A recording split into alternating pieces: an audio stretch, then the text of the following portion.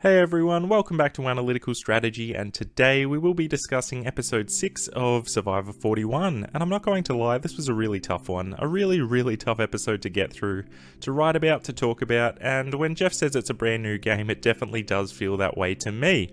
It really didn't feel like Survivor that I've grown addicted to over these past 20 years, but nonetheless I will power on and I will try to unpack 5 of the biggest key strategic decisions which did occur this episode.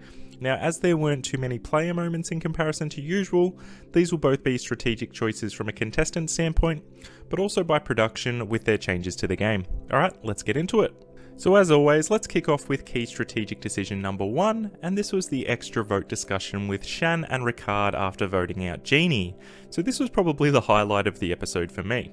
We have seen Shan and Ricard work together this entire season, but from a conversation that we discussed last episode about Ricard holding firm about holding onto Shan's extra vote that she got from JD, we mentioned this could really go one of two ways. Firstly, it could equalise the power between this relationship, or Shan could absolutely hate not having all the power in her hands and it could really break them up. And the latter of the two is seemingly what looks as though may have happened this episode, so the arguing whilst unnecessary was absolutely fantastic to watch, to be honest, from a viewer's perspective. It looks as though it may have gone overnight, and in the end Shan did get her way and did get this vote back from Ricard. Now this is actually a pretty tricky one for what Ricard should have done here, to be honest, and I would personally nearly lean towards keeping it. It's almost like the damage is done. The trust has been broken by having these extensive arguments about who should have possession of this advantage. So why not just hold on to it, as there is this good chance that Shan will be coming after you anyway. I really can't see them joining forces or staying as this power duo when merge does eventually happen, and Ricard may wish that he had something in his possession as the game does go on.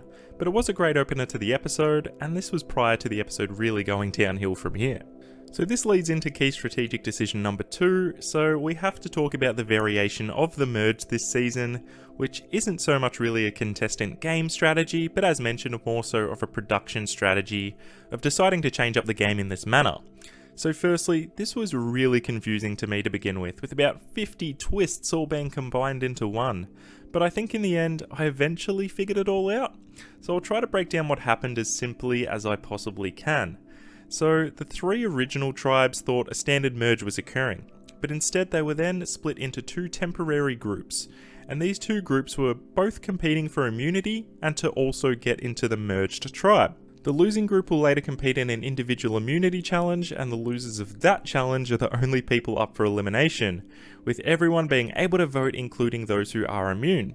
On top of that, the winning group was able to send one of 2 people to Exile Island, which I'll get to later as that's a whole additional layer in itself, and they were able to give the other person who sat out immunity along with them as if they won it themselves. So that's honestly about as simple as I could get it, and even then, I'm still confusing myself with what I'm saying.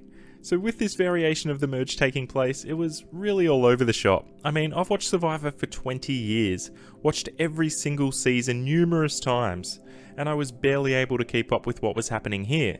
So I can't even imagine, if you're a new Survivor fan watching this, I honestly don't know how it would be physically possible to keep up this episode, let alone with all the other new advantages and concepts this game has already thrown at us so far. I really think production missed the mark here, and a lot of the reasons for that I will unpack when I talk about Erica's advantage as well at Exile Island, but it really is just too much happening for your average viewer to follow. But anyway, at this stage of the episode, in a stacked group and physical challenge, it was an easy win to the blue group, and those that are currently eligible to be voted out are Shan, Heather, Tiffany, Xander, Liana and Erica, but as we know, that all may change next episode. So on that note, let's talk about key strategic decision number 3 here, and this was the winning group's choice between Nasir and Erica to send to Exile Island. So with the majority of this winning team being ex-Blue tribe members, choosing between 2 of their original tribe members, there was some strategy about who they should pick. So on the surface, one of Nasir and Erica are going to get a huge feast, become immune, and the other is going to spend 2 days in exile by themselves, isolated from everyone else.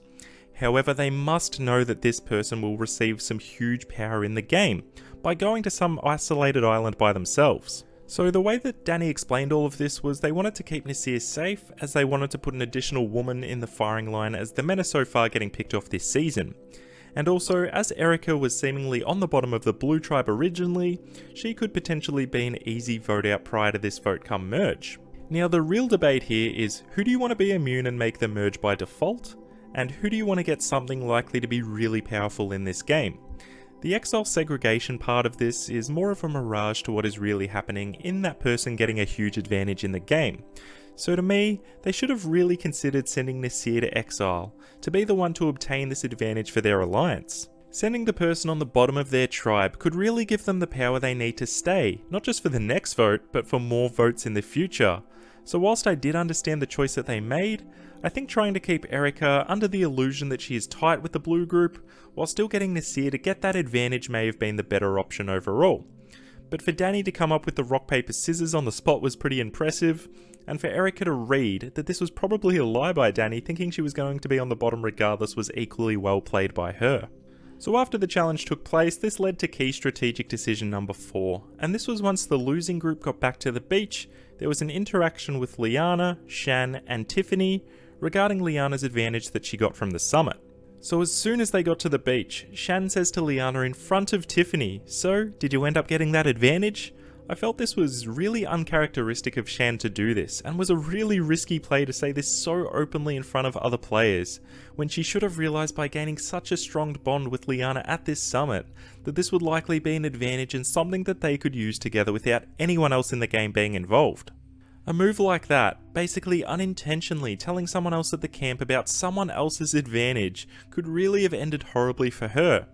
Liana could have easily gone, well, Shan's got loose lips, and she isn't afraid to speak about what I have in front of other people. I'm just going to use this advantage to take her idol and vote her straight out. So to me, this was a really bad move by Shan in my eyes in saying this in front of Tiffany, but ultimately, it may have actually worked out for her in the end by kind of turning Liana and Tiffany against each other. Liana decided to still remain locked in with Shan after this interaction occurring, and she also let her know about all the intricacies of the advantage and how they could use it together. Then also by default, Liana had to tell Tiffany what it was as well due to Shan bringing this up in front of her. And honestly, I think Tiffany played this situation extremely well. Being like, Liana, you did the right thing not telling me. I wouldn't have told me or anyone else either. Yet she was still able to find out about the power of the advantage and still say, great work, I won't even tell Evie, and to me really Tiffany said all the right things. But ultimately, as Liana did not want Tiffany to know about this advantage, she is now quite skeptical of staying aligned with her. And Tiffany is also hesitant on the trust that she now has with Liana, as she didn't tell her about this advantage straight away. So ironically, a really bad move by Shan may have actually done wonders for her game. It really seems at this point of the game the original tribes are starting to go against each other, with the blues going against the blues wanting Erica out, yellow going against yellow with this move happening, and also the girls have wanted Xander out of the game for a while now. And a new cross-tribal alliance is potentially being formed with Danny, Deshawn, Liana and Shan, which is a really great group, and I would not be at all surprised if they took over this game for the rest of the season. And now we're going to finish things up with key strategic decision number 5, so we have to talk about Erica getting a visit from Jeff to obtain this Hourglass, which if she wishes, she can reverse the outcome of the challenge, and all the people that won immunity are now up for elimination, and all the people that lost are now immune. So this additional layer, as mentioned to me, was just the cherry on top of a really failed twist by Survivor for a number of reasons.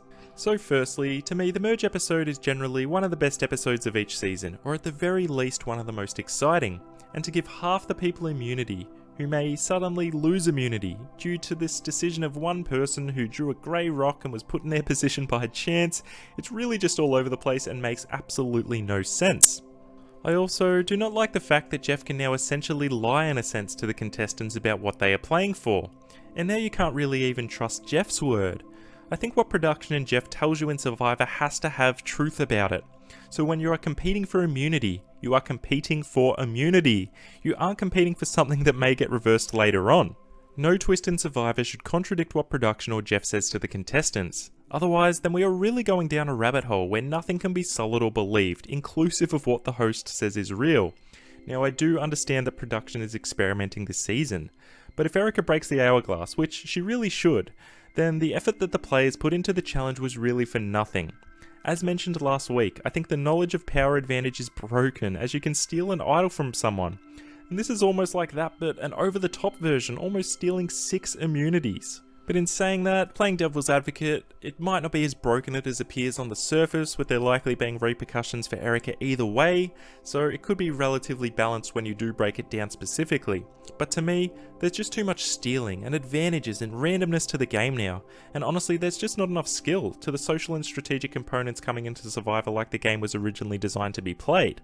Survivor's looking like it's just turning into one big game of roulette, where the majority is luck with a small amount of skill being involved, rather than it was originally designed to be more like a game of, say, poker, where there's a lot of skill involved, but there's also some luck involved as well.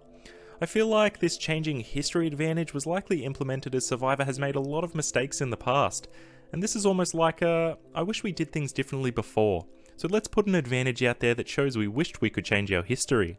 And on top of that, flipping or smashing the hourglass is kinda like a symbol of reversing time, and in this situation it's not really reversing time like it's intended. It reverses it, and then it completely changes the outcome by default. Now if the time was reversed, and they had to rerun the challenge for example, then maybe it wouldn't have been as bad. Look, I'm not too sure. Maybe I'm overplaying how disappointing this was, but I really did not like it. And the monster that is Survivor 41 is definitely consuming me as a viewer. I hate to say this, I really do, but I'm honestly losing some interest in the way that Survivor is trending as a show, which I honestly never thought would happen for me.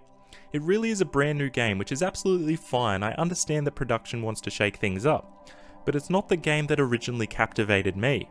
So once this season is finished, depending on how it all plays out, I honestly may have to shake up the content I'm producing and branch into some alternate topics, because if it continues the way it's going, I personally won't be passionate enough talking about this on a weekly basis.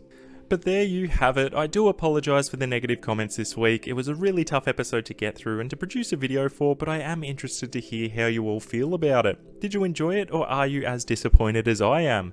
But there is one thing that we can all agree on, and that is Nasir is an absolute king. He's an automatic god tier character, and we can all ship him to go all the way and hopefully get the win. He is just that fantastic to watch. Gotta take some positives from this episode in some way, and watching Nasir is absolutely a positive. As always, thanks to you all for coming and listening to these videos, but that is all from me this week. This is Analytical Strategy signing out, and I'll see you on the next one. Bye for now.